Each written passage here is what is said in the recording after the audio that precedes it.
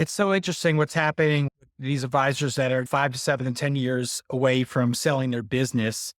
And part of it, I think, too, is this whole like generational psychology of I want to do everything myself. And so they don't really love what they're hearing around like the big Wall Street firms, the private equity. So they're looking for something a little smaller, a little more intimate. And I do understand and value advisors that want to do everything themselves.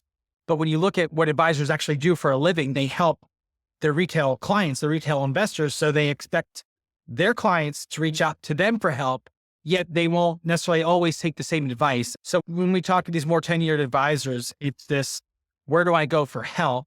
They don't like some of the options they're calling. They see these big numbers. They understand that maybe the culture is lacking or there isn't a place for their team or maybe their associate advisors. So they end up quite honestly, just sometimes just reaching out directly to maybe a local firm or RIA or OSJ, which may not be a bad option, but typically they're selling their business at quite a bit of a discount. So I would love to help them. And so when I'm working with the advisors that I service, it's sometimes there's the obvious firms, but then it's like, what else is different?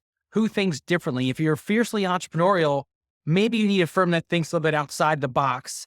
And sometimes I'm reminded of like the whole, like Louisville Slugger baseball bats. Like you can go to this museum and they serve thousands and tens of thousands of use across the country.